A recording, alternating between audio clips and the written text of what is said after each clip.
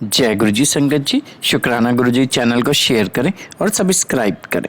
संगत जी, आज हम गुरु जी की आज्ञा से लीना जैन आंटी जी के श्रीमुख से श्री शिव महापुराण श्रृंखला के भाग 82 में रुद्र संहिता के तृतीय पार्वती खंड में 17वें, 18वें और 19वें अध्याय का श्रवण करेंगे।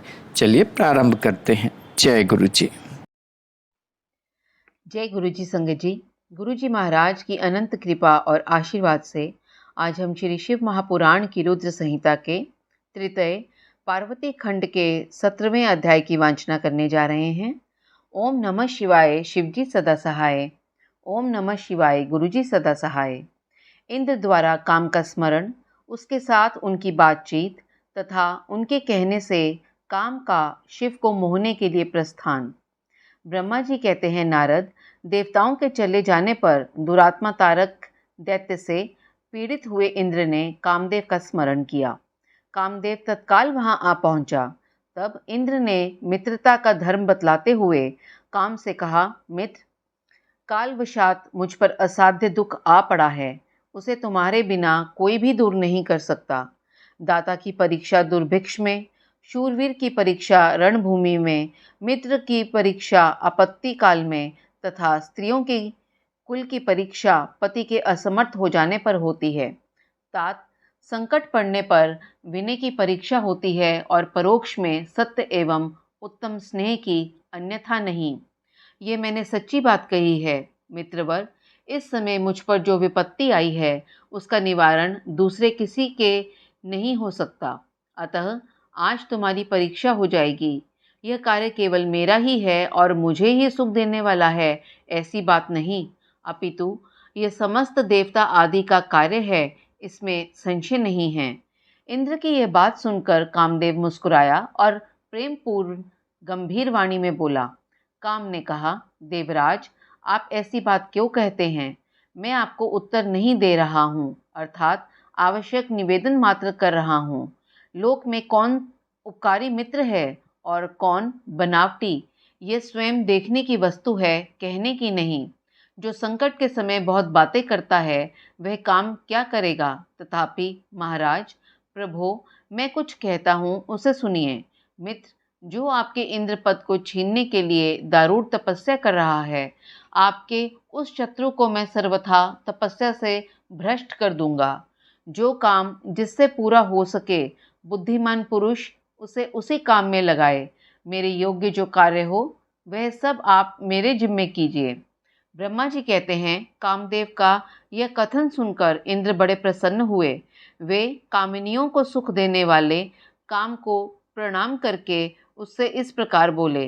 इंद्र ने कहा, तात मनोभव, मैंने अपने मन में जिस कार्य को पूर्ण करने का उद्देश्य रखा है उसे सिद्ध करने में केवल तुम ही समर्थ हो। दूसरे किसी से उस कार्य का होना संभव नहीं है।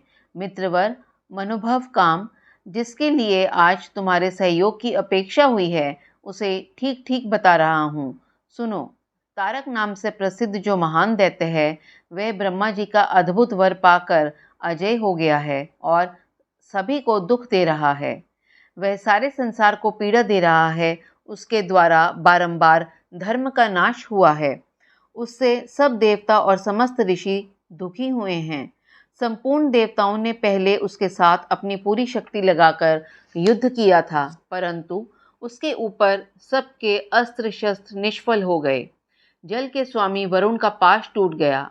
श्री हरि का सुदर्शन चक्र भी वहां सफल नहीं हुआ।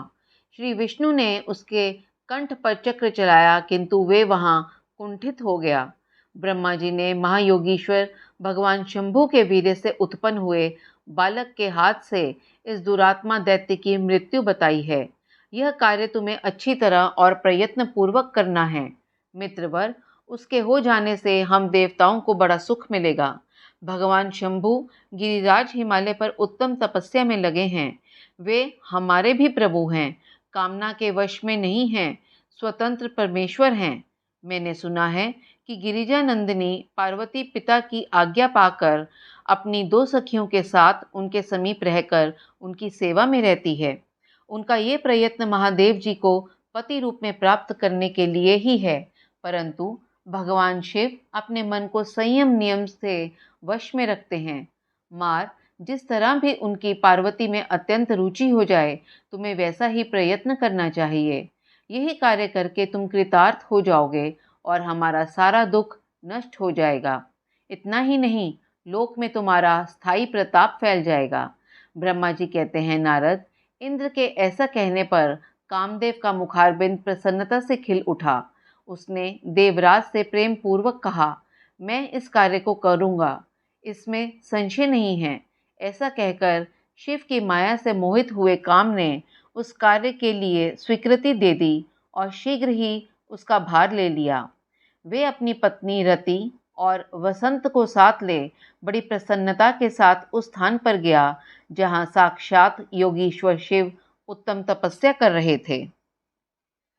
संगत जी, इसके साथ ही श्री शिव महापुराण की रुद्र संहिता के तृतीय पार्वती खंड का 17वां अध्याय संपन्न हुआ। अब हम गुरुजी महाराज की आज्ञा और कृपा से 18वें और 19वें अध्याय का वांचना करने जा रहे हैं। ओम नमः शिवाय, शिवजी सदा सहाय। ओम नमः शिवाय, गुरुजी सदा सहाय। रुद्र की नेत्राग्नि से काम का भस्म होना, रति का विलाप, देवताओं की प्रार्थना से शिव का काम को द्वापर में प्रद्युम्न रूप से नूतन शरीर की प्राप्ति के लिए वर देना और रति का शंबर नगर में जाना। ब्रह्मा जी कहते हैं, मुने, काम अपने साथी वसंत आदि को लेकर वहां पहुंचा। उसने भगवान शिव पर अपने बाण चलाए। तब शंकर जी के मन में पार्वती के प्रति आकर्षण होने लगा और उनका धैर्य छूटने लगा। अपने धैर्य का हास होता देख महायोगी महेश्वर अत्यंत विस्मित हो मन ही मन इस प्रकार चिंतन करने लगे। शिव बोले, मैं तो उत्तम तपस्या कर रहा था, उसमें विघ्न कैसे आ गए? किस कुकर्मी ने यहाँ मेरे चित्त में विकार पैदा कर दिया? इस तरह विचार करके सत्पुरुषों के आश्रयदाता महायोगी परमेश्वर शिव शंका युक्त हो संपूर्ण दिशाओं की ओर देखने लगे। इसी समय वाम भाग में बाण खींचे खड़े हुए काम पर उनकी दृष्टि पड़ी। वह मूर्छित मदन अपनी शक्ति के घमंड में आकर पुनः अपना बाण छोड़ना ही चाहता था। नारद, इस अवस्था में काम पर दृष्टि पड़ते ही परमात्मा गिरीश को तत्काल रोष चढ़ाया। मुने, उधर आकाश में बाण सहित धनुष लिए खड़े हुए काम ने भगवान शंकर पर अपना अमोघ अस्त्र छोड़ दिया, जिसका निवारण करना बहुत कठिन था। परंतु परमात्मा शिव पर वह अमोघ अस्त्र भी मोघ अर्थात व्यर्थ हो गया। कुपित हुए परमेश्वर के पास जाते ही शांत हो गया। भगवान शिव पर अपने अस्त्र के व्यर्थ हो जाने पर मनमत अर्थात काम को बड़ा भय हुआ। भगवान मृत्युंजय को सामने देखकर वह कांप उठा और इंद्र आदि समस्त देवताओं का स्मरण करने लगा।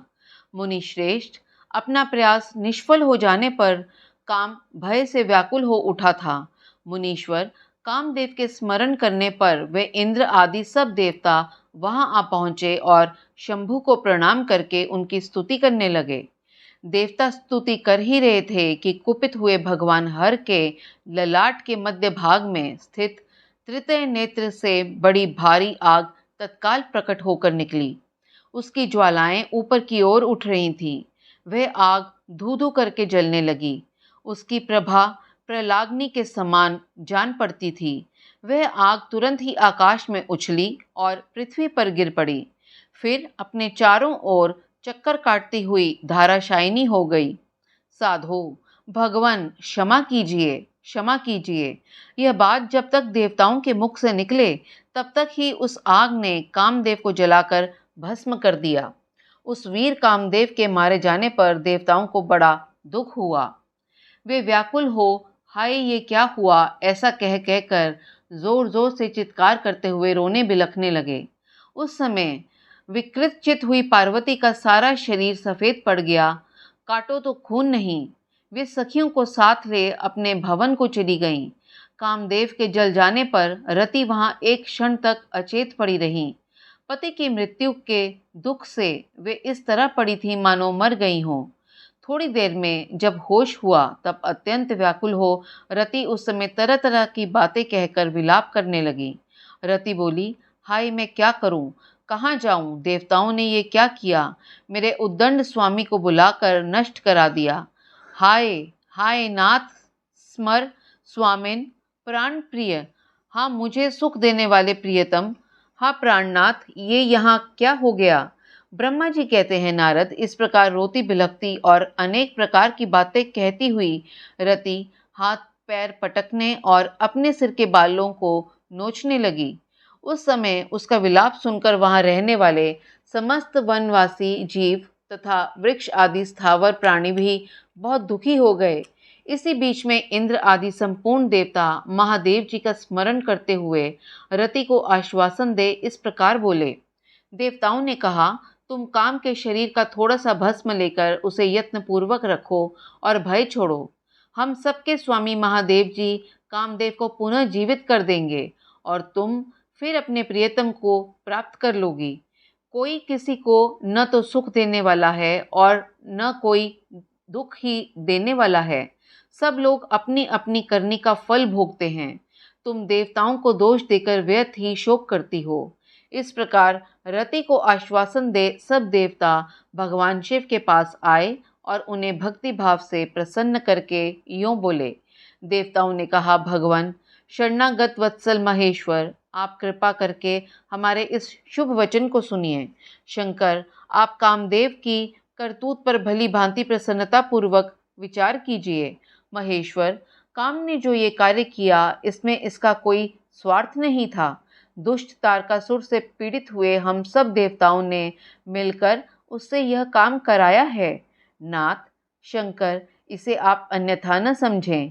सब कुछ देने वाले देव गिरीश, सती साध्वी रति अकेली अति दुखी होकर विलाप कर रही है। आप उसे सांत्वना प्रदान करें। शंकर, यदि इस क्रोध के द्वारा आपने कामदेव को मार डाला तो हम यही समझेंगे कि आप देवताओं सहित समस्त प्राणियों का अभी संहार कर डालना चाहते हैं।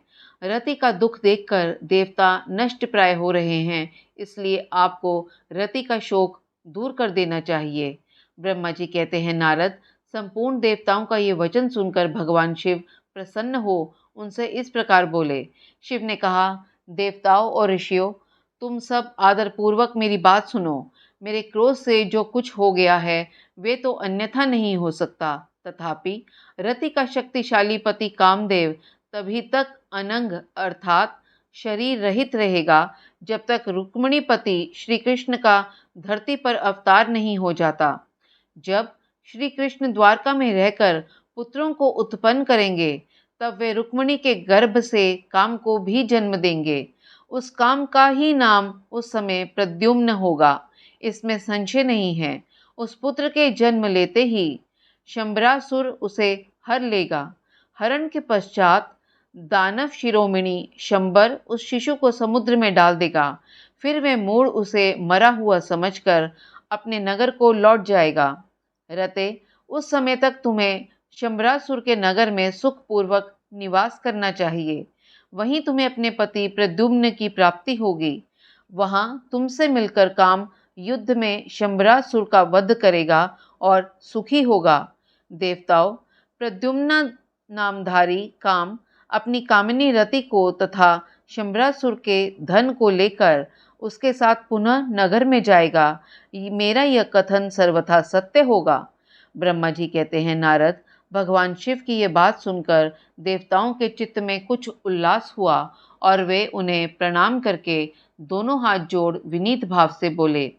देवताओं ने कहा, देव देव महादेव करुणा सागर प्रभो, आप कामदेव को शीघ्र जीवन दान दें तथा रति के प्राणों की रक्षा करें। देवताओं की ये बात सुनकर सबके स्वामी करुणा सागर परमेश्वर शिव पुनः प्रसन्न होकर बोले, देवताओं मैं बहुत प्रसन्न हूँ। मैं काम को सबके हृदय में जीवित कर दूंगा। वे सदा मेरा गण होकर विहार करेगा।